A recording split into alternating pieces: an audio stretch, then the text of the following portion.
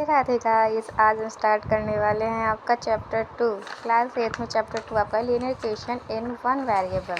उससे पहले मैं आपको कुछ नोट्स करना चाहती हूँ ताकि आपका बेसिक भी क्लियर हो जाए। देखो बच्चों, आज हम पढ़ेंगे इक्वेशन। इक्वेशन क्या होती है? देखो, an equation is a mathematical statement containing unequal signs। जो इक्वेशन होती है वह मैथमेटिकल स्टेटमेंट होती है जो कि इक्वल साइंस को भी कंटेन करते हैं।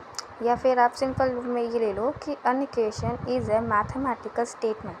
एक इक्वेशन मैथमेटिकल स्टेटमेंट होती है that assert that the equality, जो कि उसमें इक्वलिटी ऑफ टू एक्सप्रेशन और वैल्यूज, जो कि उसमें इक्वलिटी का जो साइन होता है ना, वो टू एक्सप्रेशन या वैल्यूज में असर्ट करता है। इक्वेशन तो हमारे ये हो गई। ओके, इक्वेशन यदि मैं एग्जांपल लेना चाहूँ तो आपको दूँ। देखो बेटा, इसमें एग्जांपल ये ले सकते हैं। एग्जांपल के लिए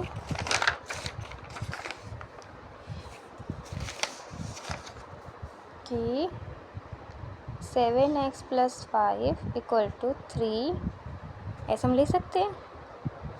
ये हमारा एग्जांपल हो सकता है। इक्वल साइन है बीच में और टू एक्सप्रेशंस है, तो ये हमारी क्या हो गई? इक्वेशन हो गई।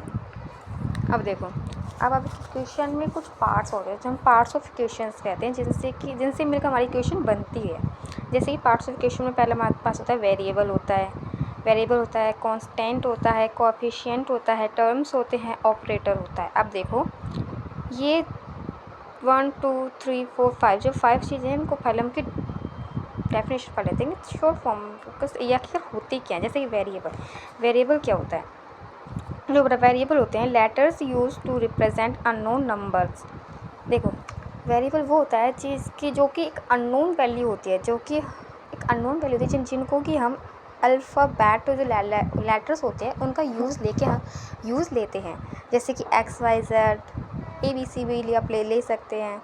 हाँ, इनको हम रिप्रेजेंट करके अननोन वैल्यूज़ को रिप्रेजेंट करने के लिए हम जिन अल्फ़ाबेट लेटर्स हम यूज़ लेते हैं वो हमारे वेरिएबल्स होते हैं या अननोन होते हैं। ओके, ये हमारे पास फिक्स नहीं है कि हमें पता नहीं है, हम जानते नहीं कि फिक्स वैल्यूज़ के क्या है। ठीक है।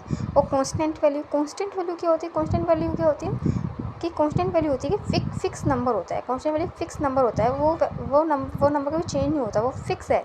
जैसे कि 5 1 2 3 4 5 6, मतलब ये कांस्टेंट वैल्यू है, चेंज नहीं होता। जैसे आप एग्जांपल में यहाँ देख सकते हैं x + 5, यहाँ पर x तो हमारा वेरिएबल है और 5 हमारा यहाँ पर कांस्टेंट है। ओके बेटा, अब देखो नेक्स्ट कोफिशिएंट। बेटा कोफिशिएंट क्या होता है ना, कि जैसे कि किसी भी वेरिएबल के जो आगे जो नंबर उसके मल्टीप्लिकेशन में होता है वही नंबर उसका कोफिशिएंट होता है। जैसे कि the number multiplying a variable, जो नंबर वेरिएबल से मल्टीप्लाई होता है, it sits directly in front of the variable, जो कि वेरिएबल के आगे बैठा होता है, तो फिर उस नंबर को हम क्या कहते हैं? कोफिशिएंट कहते हैं। जैसे कि 4x में x तो वेरिएबल है और 4 इसका कोफिशिएंट है। ओके, यहाँ पे आपको कोई दिक्कत तो नहीं है। अब देखो टर्म्स। अब टर्म्स क्या होती है कि इक्वेशंस में जो सिंगल पीसेस होती है ना इक्वेशन, जो कि साइन से सेपरेट होती है, वो हमारी टर्म्स होती है। जैसे कि एक बार देख लो आप, single pieces of an equation separated by science. ऐसा एग्जाम्पल देखो, ज़्यादा समझ में आएगा। देखो 3x + 8 = 11। यहाँ पर 3x एक टर्म है, 8 एक टर्म है और 11 भी एक टर्म है। 3 टर्म्स, जैसे कि इसमें 3 टर्म्स है, 3x 8 एंड 11। ओके, समझ गए। अब लास्ट हमारे पास है ऑपरेटर मैंने यहाँ पे लिख दिया ऑपरेटर। बट ऑपरेटर क्या होते हैं? जो मल्टीप्लिकेशन मैथमेटिकल में कुछ साइंस होते हैं जो जिन्हें हम ऑपरेटर कहते हैं, जो सिम्बल्स होते हैं, जैसे कि plus minus multiply divide, addition subtraction multiply divide का जो साइन होता है ना, वो ऑपरेटर्स होते हैं। अब देखो बेटा एक्सपोनेंट्स एंड पावर्स, ये आपको पता होना चाहिए, ये बहुत इंपॉर्टेंट है। देखो बेटा, एक्सपोनेंट एंड पावर्स क्या होती है? Small numbers written above to the right shows how many times to multiply a base by itself। Exponent क्या होते हैं? एक छोटा सा नंबर होता है जो कि राइट साइड में ऊपर की तरफ लिखा हुआ होता है। ये क्या होता है कि एक नंबर होता है जो बेस है, जैसे कि कोई बेस है, उस बेस के ऊपर यहाँ पर लिखा होता है ऐसे। तो ये जो बेस लिखा हुआ है ना, ये बेस, यहाँ पर एक्स बेस है। ओके, एक्स के ऊपर जो 2 लिखा है ना, ये इसका पावर एक्सपोनेंट है।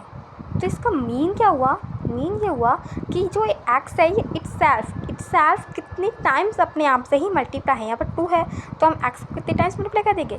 2 टाइम्स। तो इसको मैं ये शो कर सकती हूँ कि एक्स की पावर 1, एक्स की पावर 1 1 2, एक्स की पावर 2, ठीक है। तो हमारा एक्सपोनेंट होगा, तो एक्स की पावर 2 में इसका एक्सपोनेंट क्या है, उसका 2 है और बेस क्या है, एक्स है। ओके, तो आज के लिए इतना ही। कल हम पढ़ेंगे लीनियर इक्वेशन और उसके बाद हम करेंगे उसकी एक्सरसाइज। सो आज के लिए इतना ही, और आप इस चैनल को सब्सक्राइब करिए, लाइक करिए, कमेंट करिए एंड शेयर करिए, एंड थैंक यू।